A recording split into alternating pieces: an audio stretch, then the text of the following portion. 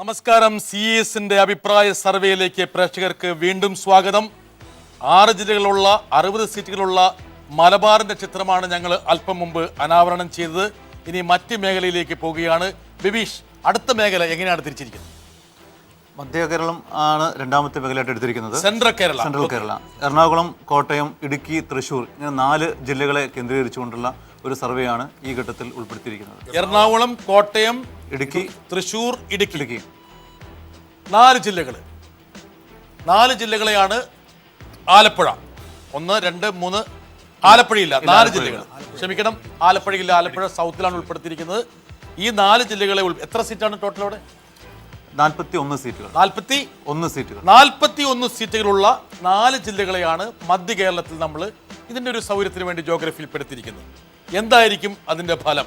ശശികുമാർ, താങ്കൾ 2 മാസക്കാലം അല്ല മലബാറിലേക്ക് കൊണ്ടുപോകാന്നാ പറഞ്ഞത്. മാത്രമല്ല അദ്ദേഹത്തിന് ചെലവിൽ കൊണ്ടുപോകാന്ന് പറഞ്ഞു. അത് നിരസിച്ചു. കേരളത്തിന്റെ മൊത്തം വിതരണാവകാശം അദ്ദേഹം എടുക്കുകയും സബ്ബായിട്ട് കൊടുക്കുകയും ചെയ്യണതിനെ പറ്റി സാർ ഒരു എൻക്വയറി നടത്തിക്കൊള്ളൂ. ഞാൻ കള്ളം പറഞ്ഞിട്ടില്ല. ഏത് നമ്മൾ വീണ്ടും അവിടെ കിടക്കാണ്. അല്ല, അദ്ദേഹത്തിന് കാരുണ്യ സംബന്ധിച്ച് വലിയൊരു ആരോപണം ശ്രീകുമാർ ഉന്നയിച്ചു. ശ്രീകുമാർ ഉന്നയിച്ചാൽ അത് ഉന്നയിക്കാൻ വേണ്ടി ശ്രീ SR ശക്തിധരൻ കൊടുത്തു. ആ കൊളുത്തിൽ ഇദ്ദേഹം ഊഞ്ഞാലാടി കുറെ നേരം. ആ എന്താണ് ഒന്നുകൂടെ പറ. ജേക്കബ് ജോർജിന് ഇവരൊക്കെ നല്ല ബന്ധമുള്ള പറഞ്ഞല്ലോ. ഓക്കെ, ജേക്കബ് ജോർജ്, ഈ പറഞ്ഞ 41 സീറ്റുകളുള്ള മധ്യ കേരളം വളരെ പ്രധാനപ്പെട്ടതാണ്. അത് എല്ലാ അർത്ഥത്തിലും മധ്യ കേരളവുമാണ്. അതെ, അക്ഷരം തെറ്റിയാലും കുഴപ്പമില്ല. എന്താണ് താങ്കളുടെ? അത് UDF-നെ സംബന്ധിച്ച് വളരെ പ്രതീക്ഷയുള്ള ജില്ലകളാണ്, പ്രത്യേകിച്ച് എറണാകുളം, എറണാകുളം, ഇടുക്കി, കോട്ടയം. എറണാകുളത്ത് കൊച്ചി തോറ്റു. ഇടുക്കി, കോട്ടയം. ഞാൻ ഇദ്ദേഹം അവിടെ നിശബ്ദത പാലിച്ചു. ഞാൻ മുൾപ്പൂർക്ക് ഒരു അവസരം കൊടുത്തതാണ്. 41 എത്ര? ഓക്കെ, ഇദ്ദേഹത്തിന്റെ ഈ 2 മാസക്കാലത്തെ ഈ ചകച്ചില് പക്ഷേ മധ്യ കേരളത്തിൽ അദ്ദേഹം പ്രയോഗിക്കാൻ തയ്യാറല്ല. അല്ല. പക്ഷെ അതിൽ 1-2 കാര്യങ്ങളെ പറ്റി വ്യക്തമായിട്ട് പറയാം. പറയൂ. ഒന്ന്, കൊച്ചി അവിടെ കോൺഗ്രസ് തോറ്റു. കൊച്ചി കോൺഗ്രസ് തോക്കും. പിന്നെ അടുത്ത് LDF കാൻഡിഡേറ്റ് ജയിക്കും. കൊച്ചി നോക്കിക്കോളൂ. പിന്നെ ഉടുമ്പുംചോല സുഖമായിട്ട് ജയിച്ചു വരും. ഇടുക്കി കേൾക്കുമ്പോൾ ഇടുക്കി അങ്ങനെ ആ കാര്യങ്ങളെ എനിക്ക് അല്ല, മറ്റേ MM മണിയും ജയിക്കും. അല്ല, ഓക്കെ, അതൊക്കെ ജയിച്ച സീറ്റുകളാണ് ശ്രീകുമാർ. ഇടുക്കി അല്ല, ജേക്കബ് ജോർജ്, അതായത് ഇത് UDF ഏറ്റവും കൂടുതൽ പ്രതീക്ഷിക്കുന്ന ഒരു തട്ടകമാണ് ഈ മധ്യ കേരളം. ഈ മധ്യ കേരളത്തിൽ ഒരു അടിയേറ്റ് കഴിഞ്ഞാൽ അതിന്റെ അർത്ഥം ഒരു സ്വീപ്പ് ലെഫ്റ്റിന് അപ്പുറത്ത് ഇപ്പുറത്ത് കിട്ടാം. 41 സീറ്റുകളാണ് മധ്യ കേരളത്തിലുള്ളത്. വളരെ പ്രധാനപ്പെട്ട ഒരു ഭൂമികയാണ്. താങ്കൾ കാണുന്നത് എങ്ങനെയാണ്? അല്ല, ഇതിനകത്ത് ഇടതുപക്ഷത്തോടൊപ്പം UDF അവിടെ ശക്തം തന്നെയാണ്, യാതൊരു സംശയമില്ല. ഇവിടെ ഒരു ദുർബല ലിങ്ക് എന്ന് പറയാവുന്നത് KM മാണിയുടെ സീറ്റ്. ശ്രീകുമാർ പറഞ്ഞില്ല, അത് പറയേണ്ടതായിരുന്നു. പാലമാണ് തോക്കും. സാക്ഷാൽ KM മാണിയെ നമ്മൾ തോക്കുമെന്ന് ഞാൻ പറയുന്നില്ല. വാച്ച് KM മാണി, വാച്ച് പാല. നിങ്ങൾ പാലയിലേക്ക് നോക്കിക്കോ, ഒരു കണ്ണു വേണം. കേരളത്തില് പ്രഭാഷ് നിരീക്ഷിക്കേണ്ട, നോക്കേണ്ട, സൂക്ഷിക്കേണ്ട ഒരു സീറ്റ് പാലയാണെന്ന് പറയുന്നു. താങ്കൾ യോജിക്കുന്നുണ്ട്? തീർച്ചയായിട്ടും യോജിക്കുന്നുണ്ട്. ഡോക്ടർ ലാൽ, പാല തീർച്ചയായിട്ടും ശ്രദ്ധിക്കേണ്ടതാണ്. പക്ഷെ തൃപ്പൂണിത്തുറ ഒരു എഫക്ട് മറ്റു മണ്ഡലങ്ങളുണ്ടാവും. ഞാൻ തൃപ്പൂണിത്തുറ നോക്കണം, അവിടെ തുറവൂർ വിശംബരനെ നോക്കണം. തൃപ്പൂണിത്തുറ, പാല. ഓക്കെ, ഇനി മുരുകൻ പറ, അടുത്തത് താങ്കളുടെ മനസ്സിൽ വരുന്നൊരു സീറ്റ്. ഇടുക്കി സീറ്റ് താങ്കൾ പറഞ്ഞിരുന്നു. അല്ലല്ല, അങ്ങനെ സീറ്റ് പറയാൻ എനിക്ക് അറിയത്തില്ല. പക്ഷേ സെൻട്രൽ അവിടെ ഇപ്പോഴും UDF-ന്റെ ഒരു ബാസ്റ്റൺ എന്ന് പറയാവുന്ന ഒരു സാധനം അവിടെയാണ്. അതിൽ മാറ്റം വന്നിട്ടില്ല. അതിന് ചെറിയ മാറ്റങ്ങളെ വന്നിട്ടുള്ളൂ. താങ്കൾക്ക് നന്നായിട്ട് അറിയാവുന്ന തട്ടകമാണ് എറണാകുളം. ഒക്കെ ഒരുപാട് കാലം മഹാരാജാസിന്റെ പേരിൽ അവിടെ കിടന്ന് വിലസിയിട്ടുള്ള ആളാണ്. അതൊക്കെ ഞാൻ പറഞ്ഞുതരാം. എറണാകുളം ജില്ലയിൽ ഇന്നിപ്പോൾ 3 സീറ്റ് LDF-നുള്ളൂ. ഓക്കെ, അതൊരു 5 വർദ്ധിക്കും എന്നുള്ള കാര്യത്തിൽ ഒരു സംശയം. 5. അപ്പൊ 41 എത്ര വരും? 5 അല്ല, 3 2 5 ആയില്ലേ?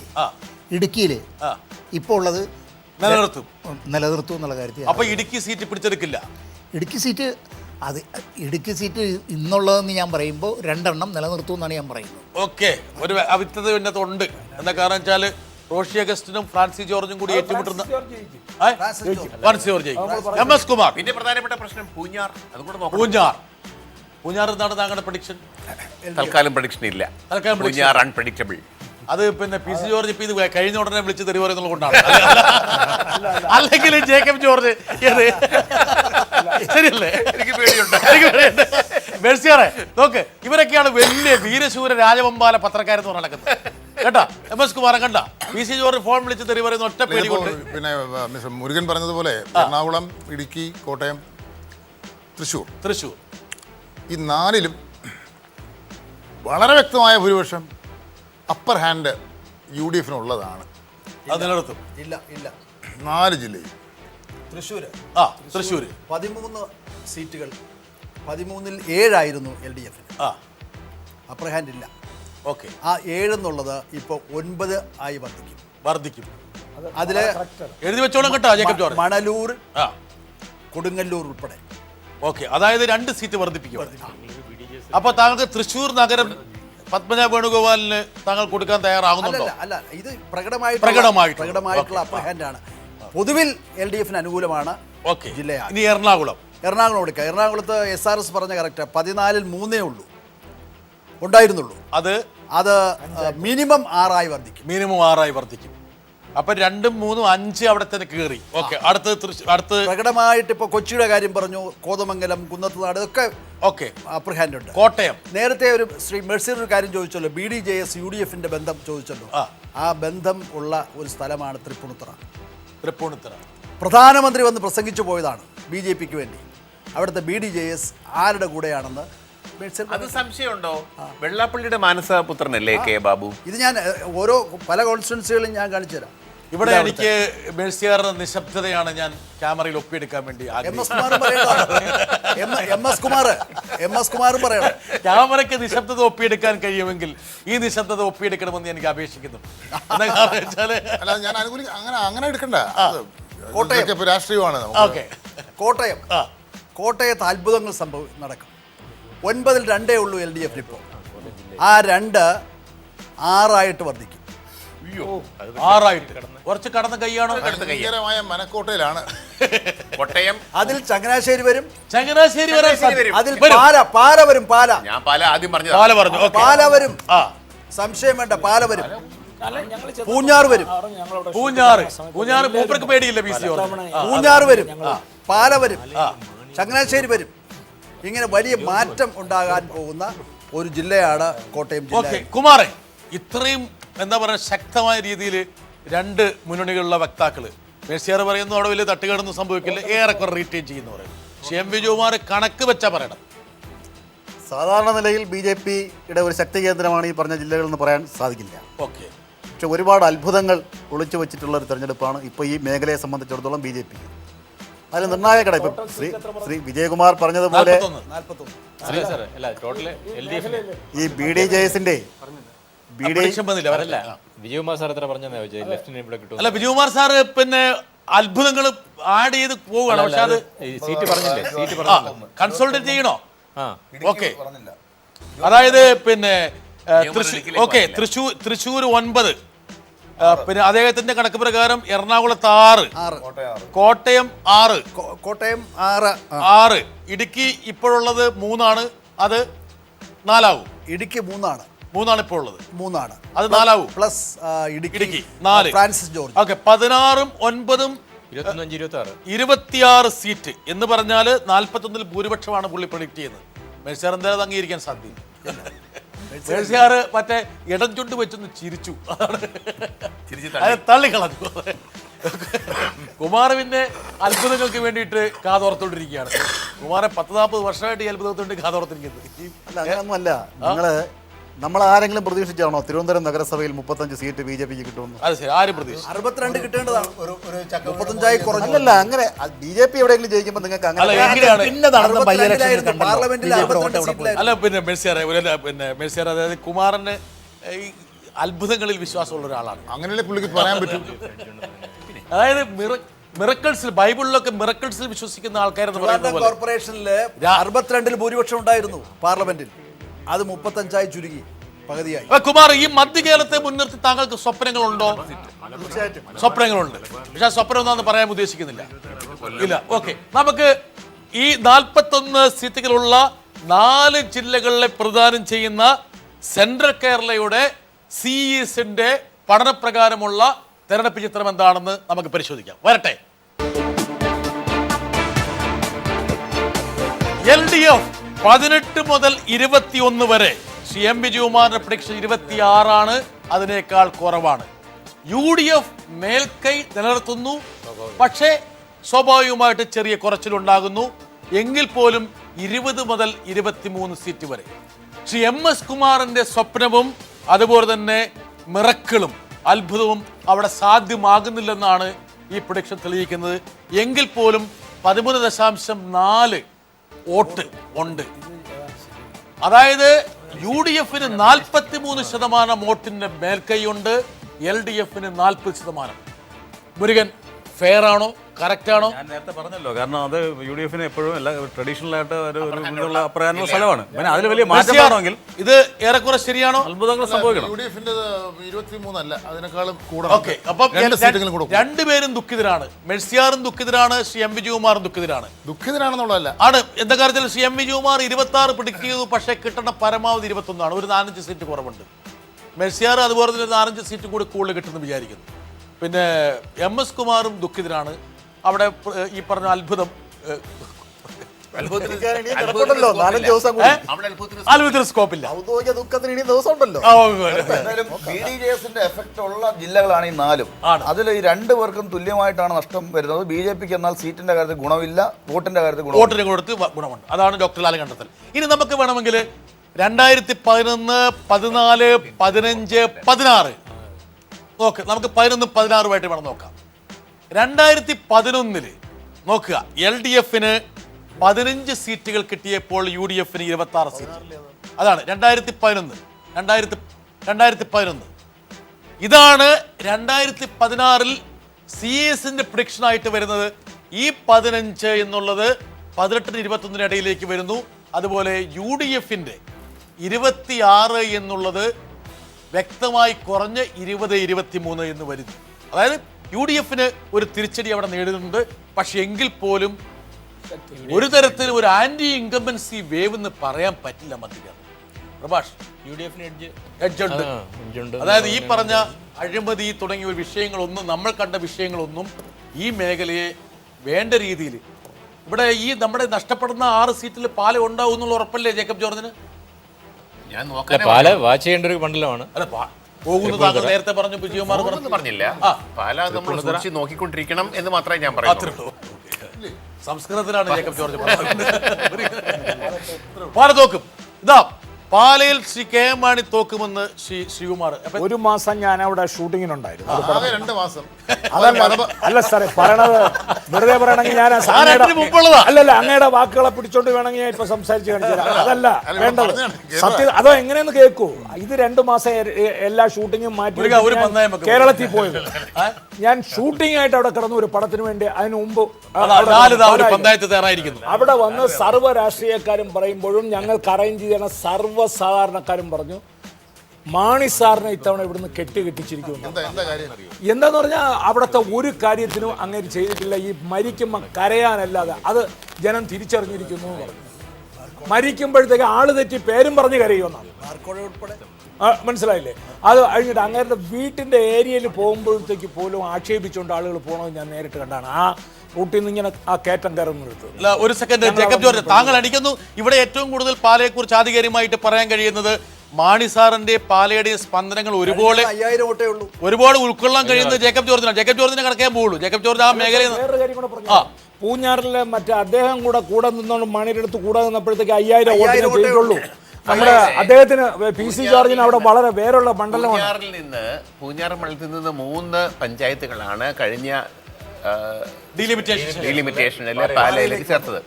അതുകൊണ്ടുകൂടിയാണ് PC ജോർജിനെ KM മണി കൂടെ കൂട്ടിയത്. PC ജോർജിന്റെ സഹായം കഴിഞ്ഞ തവണത്തെ തെരഞ്ഞെടുപ്പിൽ ഉണ്ടായിരുന്നു.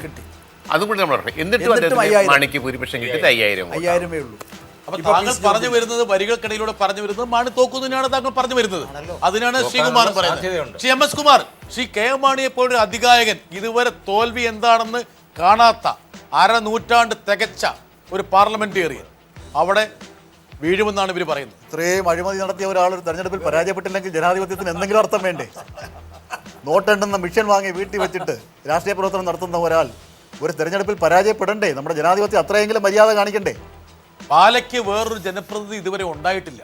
ഇല്ല, 50 വർഷമായി, അരനൂറ്റാണ്ടിൽ. സാർ വേറൊരു കാര്യം കൂടെ നോക്കൂ. പാലായിൽ മാണി സാർ ഇപ്പൊ ഇലക്ഷന് നിൽക്കുന്ന പ്രവർത്തന രീതി ഒന്ന് നോക്കൂ. ഇന്ന് വരെ നിന്നിട്ടില്ലാത്തതിൽ വെള്ളം കുടിച്ച് നിൽക്കുകയാണ് 24 മണിക്കൂർ റോഡിൽ. നിങ്ങൾ ഒന്ന് അന്വേഷിച്ച് നോക്കൂ. അപ്പം എന്താണ് SRS? അപ്പൊ താങ്കൾ പാലയുടെ കാര്യത്തിൽ ഒരു ഏകദേശം ആയ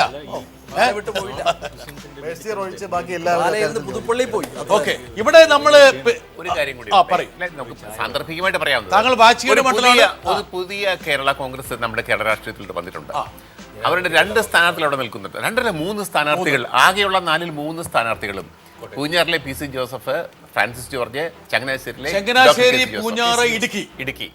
അപ്പം ഈ പുതിയ കേരള കോൺഗ്രസ് മറ്റേ 2 പേരും ഒരു വശത്ത് കെ എം മാണിയും PJ ജോസഫ്, അവരാണ് 2 നെടുന്തൂണായിട്ട് നിൽക്കുന്നത്. ഒരു പ്രായമേറെ ചെന്നവരാണ്. താഴോട്ടൊരു മിഡ് ലെവൽ ലീഡർഷിപ്പ് ഇല്ല. അപ്പൊ ഇനി കേരള കോൺഗ്രസ് എന്ന പേരിനോട് താല്പര്യമുള്ളവരുടെ ഭാവിയും കോൺഗ്രസ് ഉണ്ട്.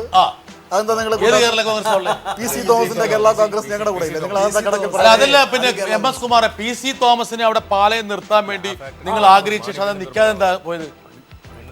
അല്ല, അത് മാണിക്കെതിരായ വോട്ട് ഭിന്നിക്കണ്ടെന്ന് വിചാരിച്ചു. എവിടെ? ഒരു സെക്കൻഡ്, അതിലെനിക്ക് കേരള കോൺഗ്രസുകൾ കൂടി ഒരിടത്ത് മത്സരിക്കണ്ടെന്ന് തീരുമാനിച്ചിട്ടുണ്ടാവും. അങ്ങനെ ഉറപ്പിച്ച് പറയുന്നുണ്ടോ? അദ്ദേഹം മാറിയതാണ്.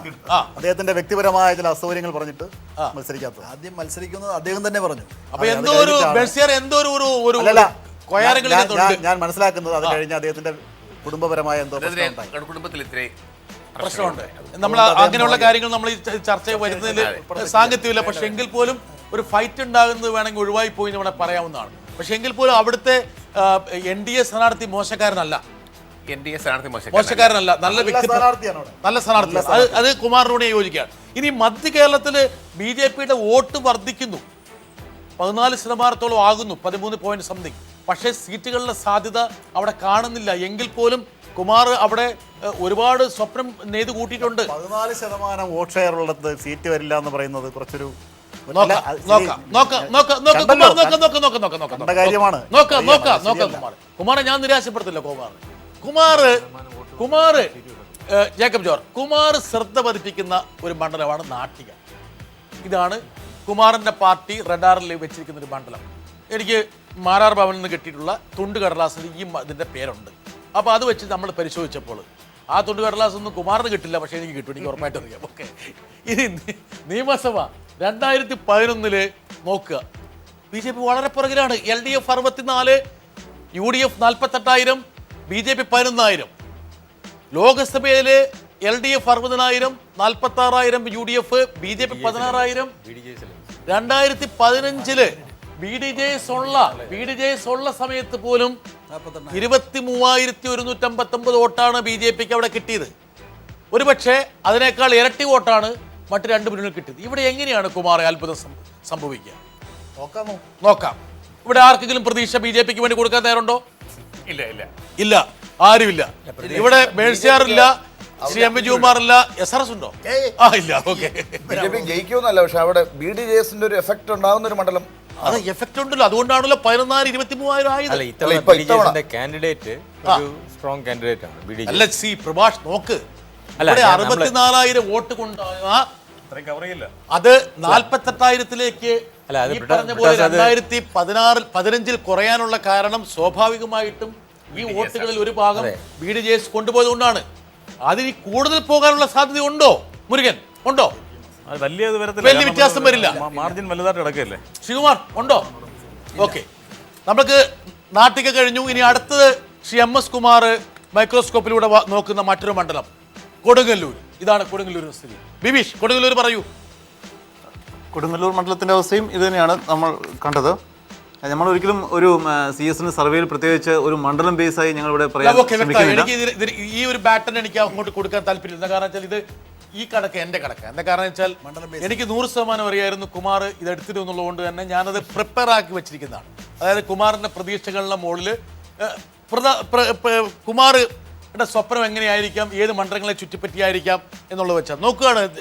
ഇത് നോക്ക്, 2011 കൊടുങ്ങല്ലൂർ മണ്ഡലത്തിൽ 6732 വോട്ടാണ് BJP കിട്ടിയത്.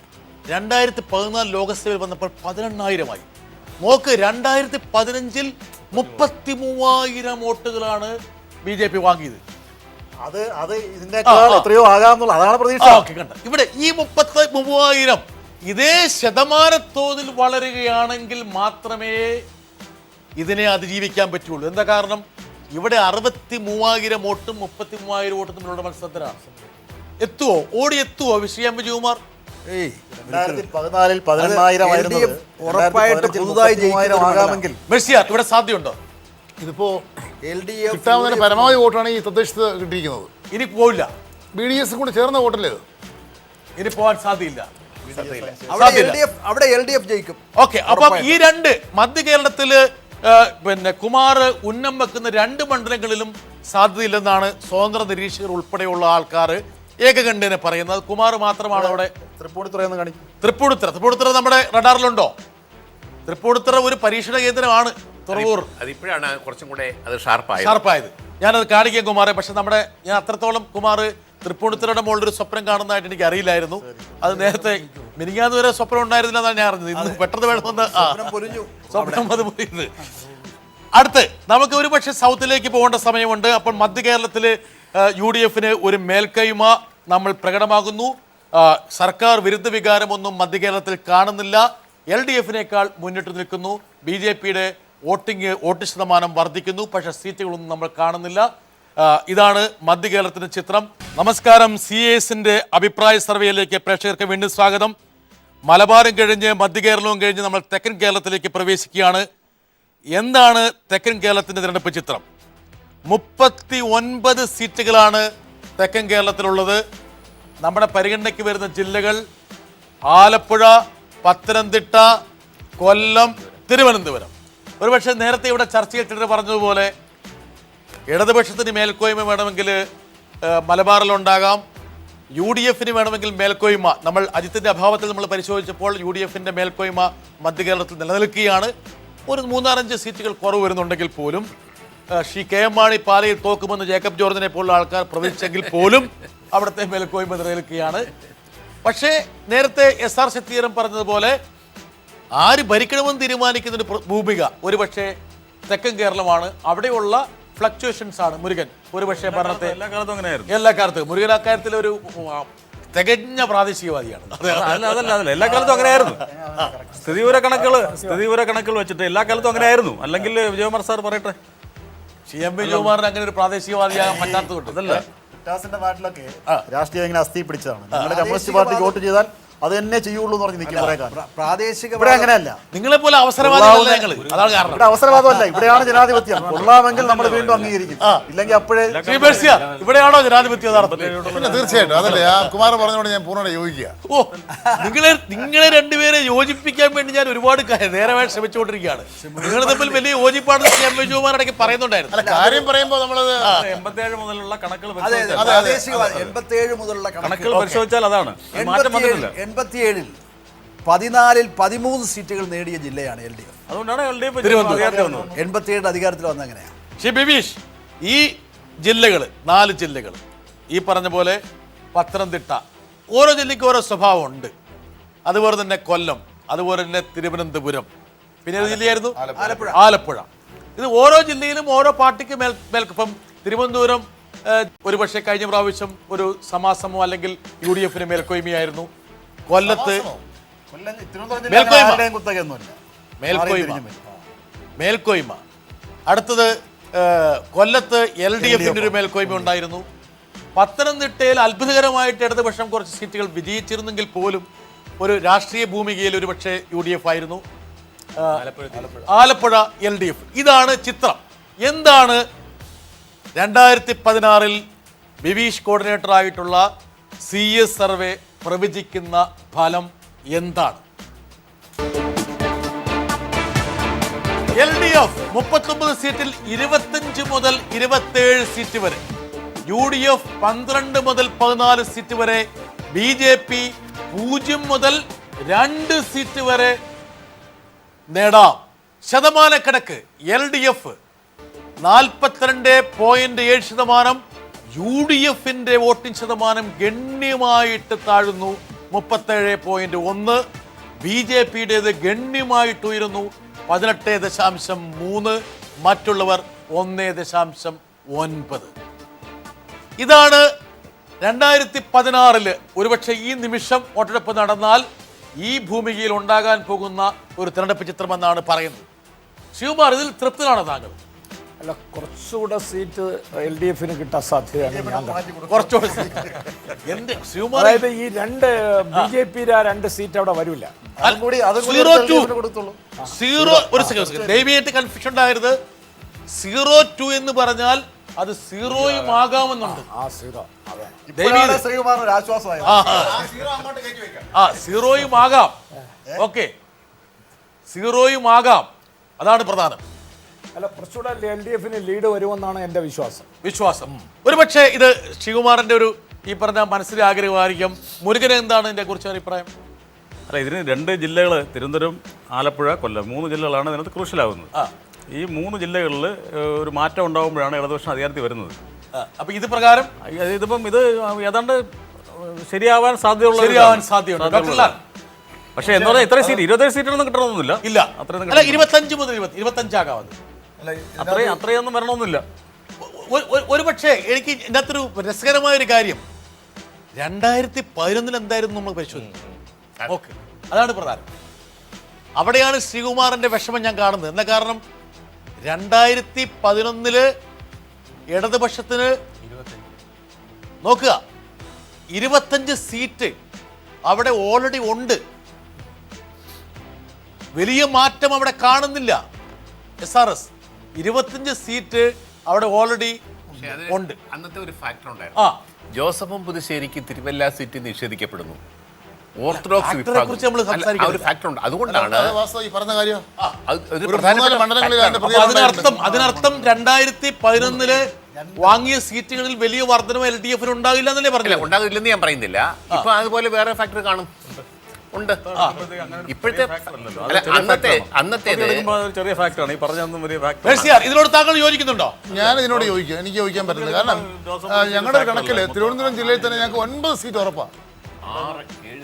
ശരിക്കും പിന്നെ ഈ ബാക്കി 3 ജില്ലയിൽ കൂടെ 5 സീറ്റേ കിട്ടും. കുമാരേ, ശരിക്കും ടാക്സ് ഒന്നും ഇല്ലല്ലോ. എന്തായാലും ഒരു സീറ്റ് അജിത്ത് വെട്ടിക്കളഞ്ഞിട്ടുണ്ടോ നിയമം? അപ്പൊ അത്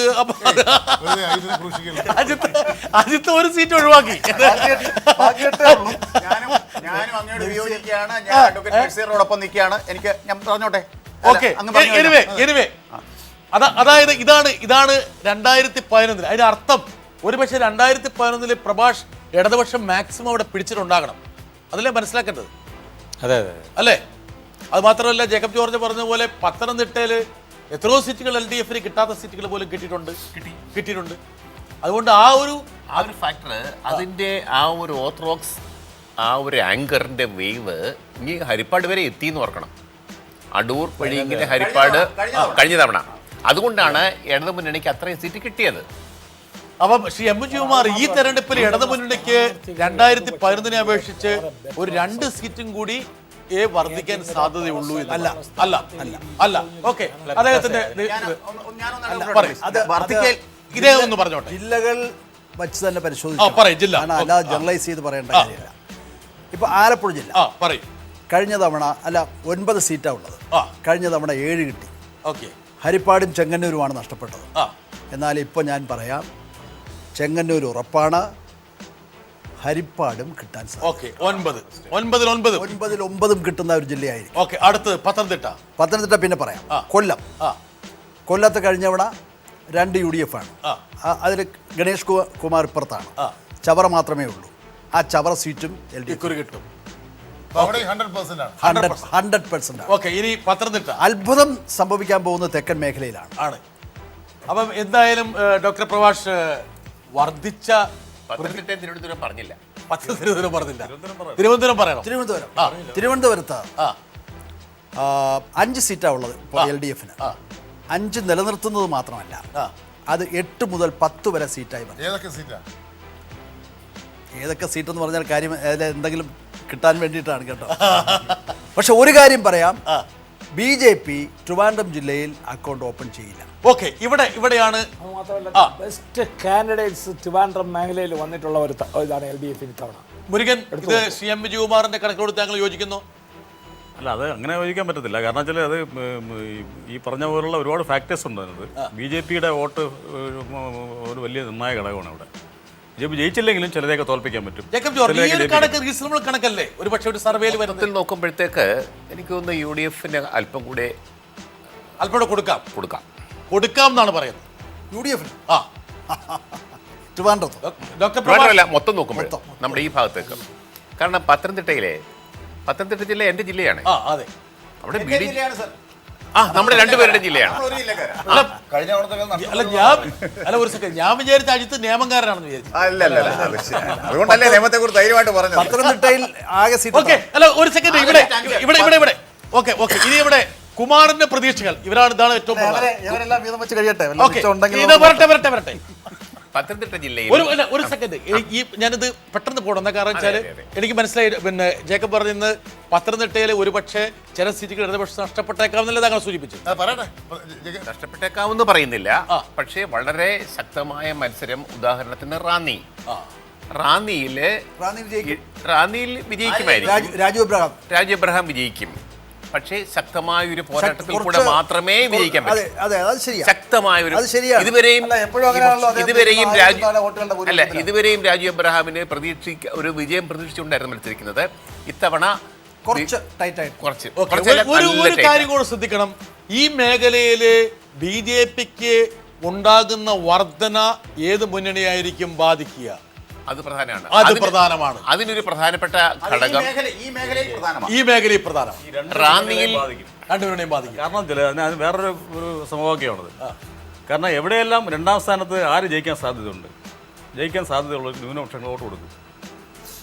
കോൺഗ്രസ് ആണ് ജയിക്കാൻ സാധ്യതയുണ്ടെങ്കിൽ കോൺഗ്രസിന് കൊടുക്കും. ഓക്കെ, ഒരു പ്രവചനം നടത്തും.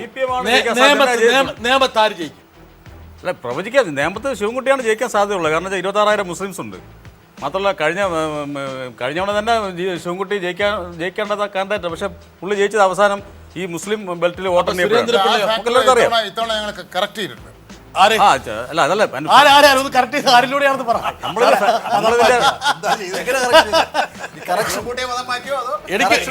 എനിക്ക് ഒരു കാര്യം മാത്രം അറിയാം. അതായത് എന്നോടൊരാള്, ഒരു കോൺഗ്രസിന്റെ മുതിർന്ന നേതാവ്, എൻ്റെ ഒരു സുഹൃത്തു കൂടിയാണ്, അദ്ദേഹം പറഞ്ഞത് നേമത്ത് 3ാമത് ആരാ വരുന്ന കാര്യം തീരുമാനമായിട്ടുണ്ട്. കുമാർ, അത് ഞാൻ പറഞ്ഞു. അജിത്തിന്റെ കാര്യം പറഞ്ഞു.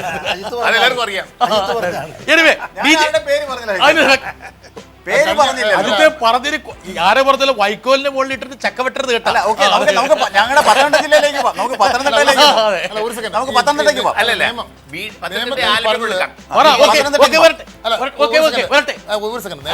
നിയമത്ത് ഈ പറഞ്ഞ അസസ്മെന്റ് കറക്റ്റ് ആയിരുന്നു.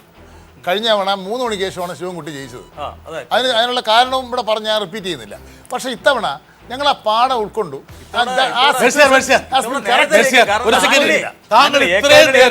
എന്തൊരു ആത്മാർത്ഥമായിട്ടാണ് ഈ നിമിഷത്തില് എല്ലാം പോയത്. എനിക്ക് സംശയം. നമ്മൾ നിയമത്തേക്ക് വരുന്നു. ഒരു സെക്കൻഡ്, നോക്ക്. കുട്ടനാട് ഇവിടെയാണ് വളരെ പ്രധാനപ്പെട്ട കണ്ടസ്റ്റൻസാണ്. കുട്ടനാട് ഇത് ഞങ്ങൾ തിരഞ്ഞെടുത്തിരിക്കുകയാണ്. ഇത് CS സർവേയിൽ നിന്ന് അടർത്തി മാറ്റിയൊരു സ്ഥലമാണ്.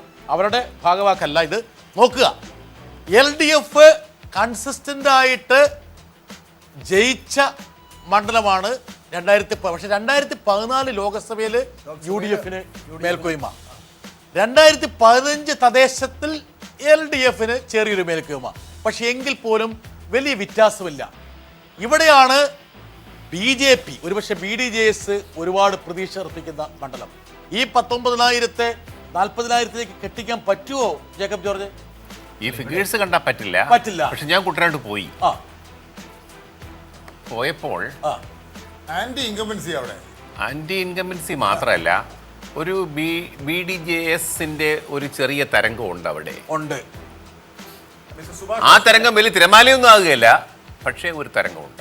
അവിടെ ഒരു പ്രശ്നമാണ് ആ തരംഗം ആരെ ഏത്- ബാധിക്കും? അതാണ് ആരെ ബാധിക്കും എന്നുള്ളതാണ് പ്രശ്നം. ആരെ ബാധിക്കുന്ന പ്രശ്നം? ആ തരംഗം BDJS-നെ ബാധിക്കുകയില്ല. പക്ഷേ ആ BJP അതെ അവർ ആ തരംഗം BJP ബാധിക്കില്ല, BDJS-നെ ബാധിക്കില്ല, ബാക്കി രണ്ടുപേരെ ബാധിക്കാം. ഓക്കെ, അടുത്തത് കുമാറിന്റെ പ്രതീക്ഷ. അവിടുത്തെ ലോക്കൽ MLA ഇന്ത്യയിലുള്ളതിനേക്കാളും കൂടുതൽ രാജ്യം മാറ്റി പറയുന്നു സൗദി അറേബ്യയിൽ നിന്നാണ് ജനം പറയുന്നത്. അല്ല, അതേ കുവൈറ്റുകാരനാ. കുവൈറ്റ. ഓക്കെ, ചെങ്ങന്നൂര് LDF നോക്കുക. ഇതാണ് ചെങ്ങന്നൂരാണ് ഒരു പക്ഷേ BJPക്ക് പ്രതീക്ഷയുള്ളൊരു മണ്ഡലം.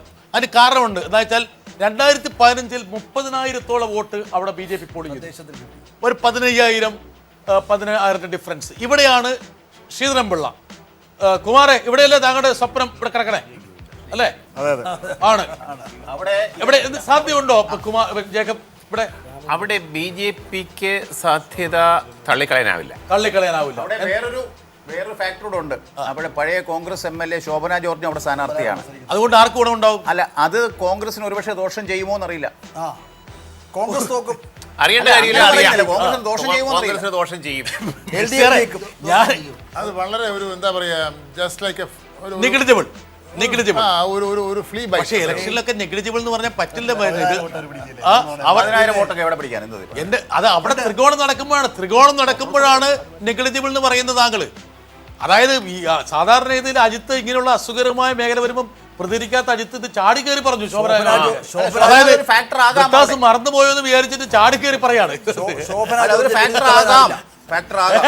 ഇത് മുരുകൻ, ഇതുപോലൊരു സത്യസന്ധത അജിത്തിന് ഇങ്ങനെ കാണിക്കേണ്ട കാര്യമുണ്ടോ? ആണ്. അല്ല, ശോഭന ജോർജിന് എഴുതി തള്ളാനാവില്ല. ജയിക്കല്ല, എഴുതി തള്ളാനാവില്ല. ദോഷം ചെയ്യാം. LDF ജയിക്കും. ദോഷം ചെയ്യാം. ഒരു വാണിംഗ് ആണ്. ഒരു ത്രികോണ മത്സരം വളരെ ടൈറ്റായിട്ട് നടക്കുന്ന ഒരു കോണ്ടെക്സ്റ്റില് ഒരു 5,000 വോട്ട് ഏതെങ്കിലും ഒരു പാർട്ടിക്ക് നഷ്ടപ്പെടുക എന്ന് പറഞ്ഞു കഴിഞ്ഞാൽ അത് ഭീമമായ നഷ്ടമാണ്. LDF ജയിക്കോടെ.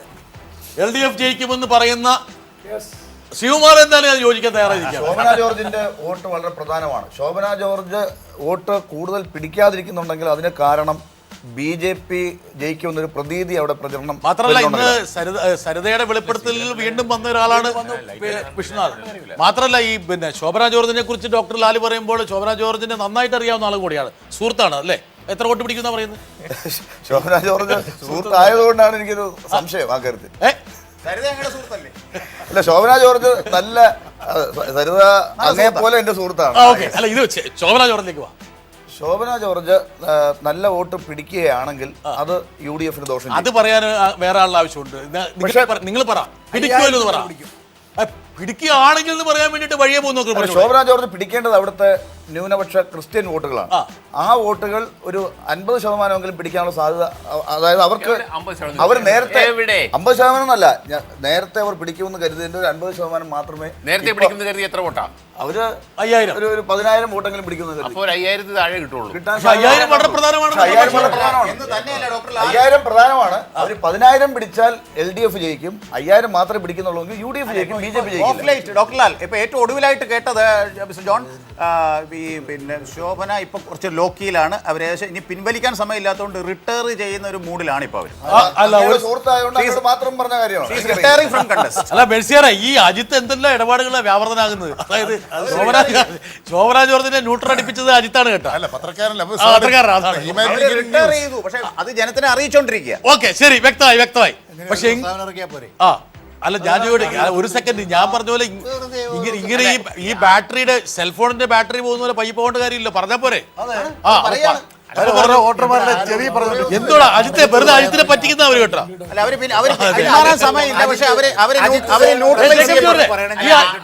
പിന്മാറുന്നൊക്കെ പറയാറുണ്ടല്ലോ. ആർക്ക് വേണ്ടിയാണ് പിന്മാറുന്നത് പറയട്ടെ. അതിനുവേണ്ടി കോളേജ് യൂണിയൻ ഇലക്ഷൻ ഒക്കെ പിന്മാറുകയാണെങ്കിലേ ഞാൻ ഇന്നാർക്ക് വേണ്ടി പിന്മാറുന്നു എന്ന് പറയും. അല്ല, ഇത് അജിത്തിനും ശോഭന ജോർജിനും മാത്രം അറിയാത്തൊരു സീക്രട്ടാണ്. അങ്ങനെ ഇരിക്കട്ടെ. ഓക്കെ, നമുക്ക് അടുത്തേക്ക് പോകാം. ആറന്മുള. ഇതാ MS കുമാറിന്റെ അടുത്ത സ്വപ്നം. ആറന്മുള നോക്ക്, 29,000 വോട്ടാണ് കഴിഞ്ഞ തദ്ദേശത്തിൽ മേടിച്ചത്. അത് പക്ഷെ വലിയ വർധനവൊന്നും ആയിരുന്നില്ല ലോകസഭയെ അപേക്ഷിച്ച് നോക്കുമ്പോൾ. പക്ഷെ നല്ലൊരു സ്ഥാനാർത്ഥിയാണ്. ഇവിടെ വിജയിക്കാനുള്ള സാധ്യത ശിവകുമാർ കാണുന്നുണ്ടോ? അവിടെ റാണി എനിക്ക് വളരെയേറെ ഒരു ഇതാണ്. ഞാൻ അവിടെ ഒരു ഉദ്ഘാടനത്തിന് പോയപ്പോൾ കണ്ടത്. സ്ഥാനാർത്ഥിയുടെ പേരാ പറയണേ. റാണി ജോർജ്.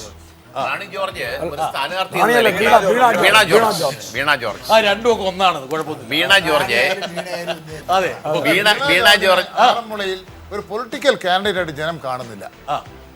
ഒരു സഭാ സെക്രട്ടറിയുടെ ഭാര്യ, അത്രേ ഉള്ളൂ. വേറെ പല തെരഞ്ഞെടുപ്പുകളിലും ശിവദാസൻ നായർ അതല്ല, ശിവദാസൻ നായർ ഒരു ടെമ്പേർഡ് പൊളിറ്റീഷ്യനാണ്.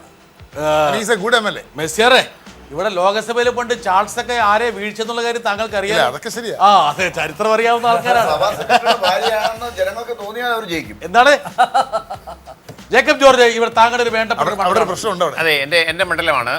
വീണ ജോർജ് ഒരു സ്ഥാനാർത്ഥി എന്ന നിലയ്ക്ക് പൊളിറ്റിക്കൽ ഓർ നോട്ട് വളരെ ബഹുദൂരം മുന്നിലെത്തിയിരിക്കുന്നു. ശിവദാസൻ നായർ വളരെ കഴിവുള്ള സീസൺഡ് പൊളിറ്റീഷ്യനാണ്. അവർ രണ്ടുപേരും തമ്മിലുള്ള നേരിട്ടുള്ള മത്സരമാണ് നടക്കുന്നത്. MT രമേശ് നമ്മുടെ അടുത്ത സുഹൃത്താണ്. പക്ഷേ MT രമേശ് ഒരു മൂന്നാം സ്ഥാനത്ത് നിൽക്കുകയാണ്. മൂന്നാം സ്ഥാനത്ത് നിൽക്കുന്നു.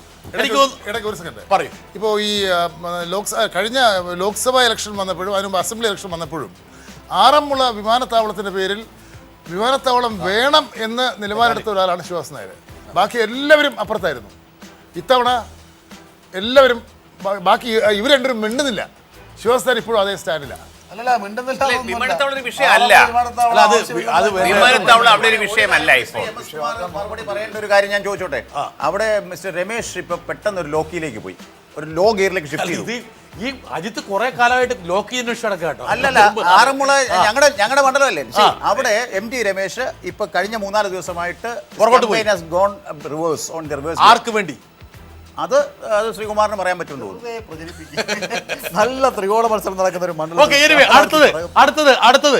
അടുത്തത് ഇതാണ് അജിത്തിന്റെ മണ്ഡലം. നേമം നോക്കുക. അജിത്തെ നോക്ക്, 2011 കണ്ടോ, ഇവിടെ കണ്ടോ അജിത്തെ? ഇത് ഈ 11 ഇവിടെ 2015 എത്തിയപ്പോഴും 29 കിടക്കുകയാണ്. ഇവിടെ എങ്ങനെ വരും നോക്ക്. ലെഫ്റ്റും BJP തമ്മിൽ 1000 വോട്ടിന് ഡിഫറൻസ് ആണ്. അപ്പൊ ഒരുപക്ഷെ അജിത്ത് അതെ, അജിത്ത് ഭയക്കുന്നത് പോലെ സുരേന്ദ്രൻ പിള്ള ഈ ഒരു തട്ടകത്തിൽ വന്ന് വീണുകൂടായില്ല. മൂന്നാം സ്ഥാനം ഒരുപക്ഷെ ഏതെങ്കിലും മണ്ഡലത്തിൽ മൂന്നാം സ്ഥാനം ഉറപ്പിച്ചിട്ടുണ്ടെങ്കിൽ അത് നിയമമാണ്. എന്നെനിക്ക് ഇവിടെ SR ശക്തിധരന്റെ പ്രതികരണം കേൾക്കണം. താങ്കളുടെ അഭിപ്രായം? പരിപൂർണമായ അഭിപ്രായം അത് തന്നെ. ഞാൻ ഈ ഒരു കാര്യത്തിന്റെ മോഡിൽ ശ്രീ മെഴ്സിയാറിന്റെയും അജിത്തിന്റെയും പ്രതികരണം ആരായുന്നില്ല. എന്തുകൊണ്ടെന്നാൽ അവരെ ബുദ്ധിമുട്ടിക്കേണ്ട ബുദ്ധിമുട്ടിക്കുന്നില്ല. ജേക്കബ് ജോർജ്, ഇവിടെ പോരാട്ടം എന്തായാലും ശിവൻകുട്ടിയും രാജഗോപാലും തമ്മിലാണ്. അതെ, പ്രഭാഷിച്ചില്ല, ഒരു സംശയമില്ല. മുരുകൻ അണ്ണ ഒന്നുമില്ല. ഓക്കെ, ഇനി നമ്മൾ അടുത്ത മണ്ഡലത്തിലേക്ക് പോകുന്നു. വട്ടിയൂർക്കാവ്, അതായത് സർവപ്രതാപിയായിട്ടുള്ള കുമ്മനം കേന്ദ്ര നേതൃത്വത്തിന്റെ പ്രതിപുരുഷനാണ്. MS കുമാർ അത് ഇഷ്ടമുണ്ടെങ്കിൽ ഇല്ലെങ്കിലും നോക്കുക, അവിടെ നോക്കുക. 43,589 വോട്ട് വാങ്ങി. തദ്ദേശത്തിൽ LDF ലീഡുള്ള മണ്ഡലമാണ്. UDF 3-ാം സ്ഥാനത്തേക്ക് പോയി, BJP 2-ാം സ്ഥാനത്തേക്ക് വന്നു. പക്ഷെ എങ്കിൽ പോലും വ്യക്തിപ്രഭാവമുള്ള K മുരളീധരനാണ് അവിടെ ഇപ്പോൾ മത്സരിക്കാൻ പോകുന്നത്. CM വിജയകുമാർ, ശക്തമായ ത്രികോണ മത്സരം. നിയമത്തിന്റെ കാര്യത്തിൽ താങ്കൾ ആവേശം പൂണ്ടു. പറയൂ, വട്ടിയൂർക്കാവ് എങ്ങനെയാണ്?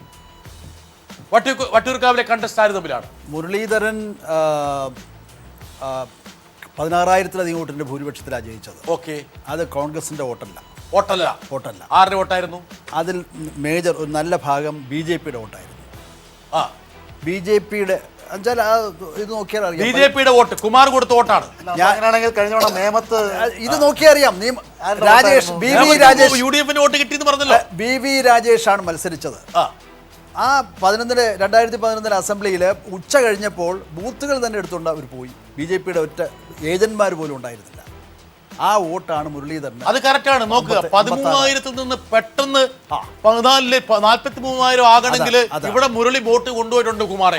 അതിൽ യാതൊരു തർക്കവുമില്ല. ശരിയല്ലേ കുമാറെ?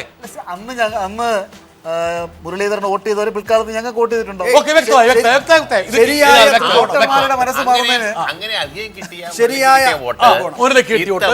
ഇത്തവണ കുമ്മനത്തിന് വീഴും. ശരിയായ ത്രികോണം നടന്നാൽ ഗുണം TN സീമയ്ക്കാണ്. സീമ ജയിക്കും. മെഴ്സിയാറെ, ഒരു അപകടം അവിടെ മണക്കുന്നുണ്ടോ വട്ടിയൂർക്കാവ്? ഞാൻ മനസ്സിലാൻ മിണ്ടണ്ട. ഓക്കെ, എനിക്ക് മനസ്സിലായി.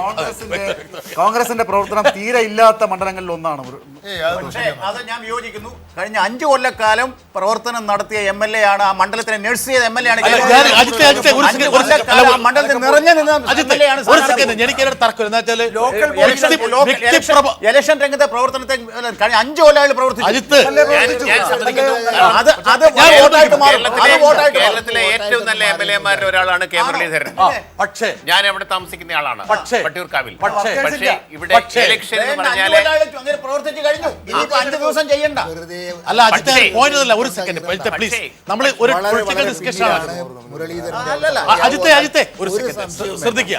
അതായത് എനിക്കൊരു അഭ്യർത്ഥനയുള്ളൂ. അതായത് നമ്മളിവിടെ സംസാരിക്കുമ്പോൾ ഒരാളുടെ കഴിവിനെ കുറച്ചു കാണാനല്ല.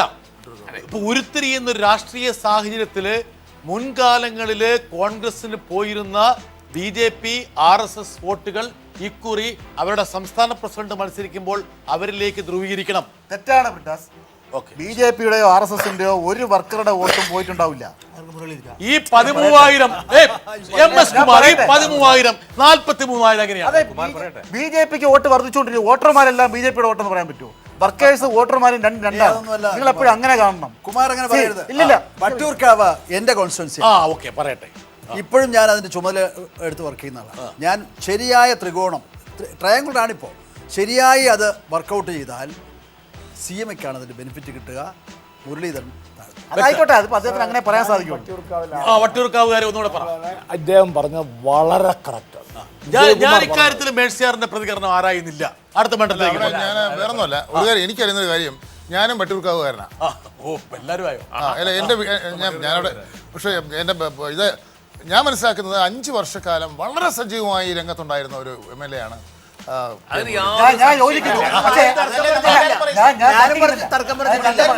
ആ മുരളീധരന് വേണ്ടി ഇപ്പോൾ അവിടുത്തെ കോൺഗ്രസ്സുകാരുടെ വർക്ക് കണ്ടാൽ നമുക്ക് സങ്കടം തോന്നും. 5 വർഷം MLA, നല്ല MLA ആയിരുന്നൊക്കെ പറയുന്ന കെ മുരളീധരന് വേണ്ടി വളരെ മോശം പുതുപ്പള്ളിയും കട്ടൂർക്കാവും. അവിടെ ഇലക്ഷൻ പ്രഖ്യാപിക്കുന്ന സമയത്ത് ഏറ്റവും ഷുവർ സീറ്റായിട്ട് പറഞ്ഞത് പുതുപ്പള്ളിയും വട്ടിയൂർക്കാവുമാണ്. പ്രധാനപ്പെട്ട ചിലരൊക്കെ പകല് മുരളിക്ക് വേണ്ടി, രാത്രിയിലെ BJP-ക്ക് വേണ്ടിയാണ് വർക്ക് ചെയ്യുന്നത്. അത് മാത്രമല്ല, മുരളീധരന്റെ വർക്ക് തൃശ്ശൂരിൽ നിന്ന്, സത്യമാണ്, തൃശ്ശൂരിൽ നിന്ന് 100 ഒരു സെക്കൻഡ്. ഈ തെരഞ്ഞെടുപ്പിന് ഇനിയും 2-3 ദിവസം ഉള്ളത് കൊണ്ട് ഒരുപക്ഷെ ഇവരെ പോലുള്ള ജേക്കബ് ജോർജിനെ പോലുള്ള രാഷ്ട്രീയ നിരീക്ഷകർ പറയുന്ന കാര്യങ്ങൾ ഒരു ഇൻപുട്ടായിട്ട് സ്വീകരിച്ചിട്ട് അവിടെ തിരുത്തൽ നടപടി സ്വീകരിക്കാൻ കഴിയുന്നതാണ്. ഒരുവന് അങ്ങനെ ആ രീതിയിൽ ക്രിയാത്മകമായിട്ട് സമീപിക്കാം. ഇതിനകത്ത് ഒരു കാര്യത്തിൽ സംശയമില്ല. ഇപ്പൊ എല്ലാവരും പറഞ്ഞതുപോലെ മുരളീധരൻ ഒരു ഹൗസ് ഹോൾഡ് നെയിമാണ് അവിടെ ആ മണ്ഡലത്തിൽ. പക്ഷേ അത് ഇപ്പോൾ ഇവിടെ ഈ ശക്തമായ ത്രികോണ മത്സരം നടക്കുമ്പോൾ ഈ കുമ്മനം രാജശേഖരൻ പിടിക്കുന്ന വോട്ട് മുരളീധരന് കുറയാനുള്ള സാധ്യതയുണ്ട്. സാധ്യതയില്ല, കുറയും. അത്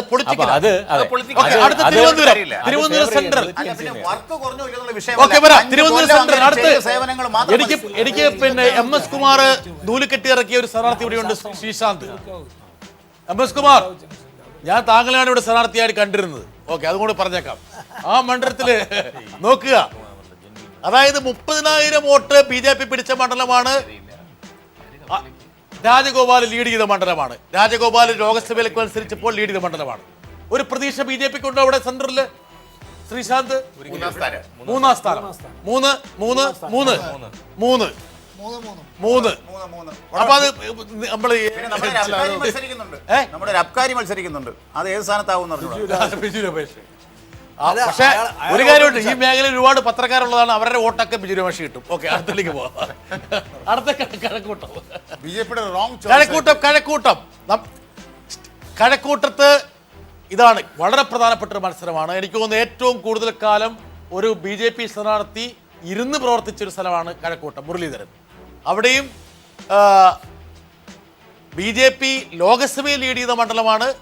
തദ്ദേശ സ്വയംഭരണ തെരഞ്ഞെടുപ്പിൽ LDF-ന് 45,000 കിട്ടിയതാണ്. CM വിജയകുമാർ, കഴക്കൂട്ടം താങ്കളുടെ സഹപ്രവർത്തകർ ശ്രീ കടകംപള്ളി സുരേന്ദ്രൻ മത്സരിക്കുന്ന മണ്ഡലമാണ്. എങ്ങനെ കാണുന്നു? കഴക്കൂട്ടവും ട്രയാങ്കുലറാണ്, ത്രികോണമാണ്.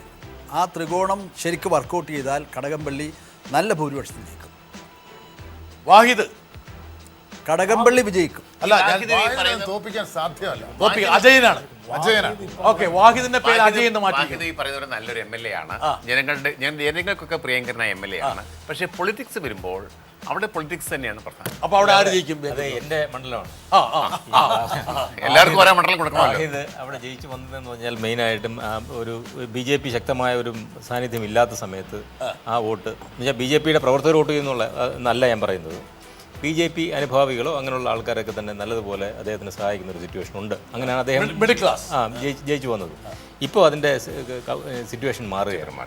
ആ ചിത്രം മാറുന്ന കോണ്ടെക്സ്റ്റിൽ കടകംപള്ളി സുരേന്ദ്രനാണ് സാധ്യത, വളരെ വളരെ സാധ്യത.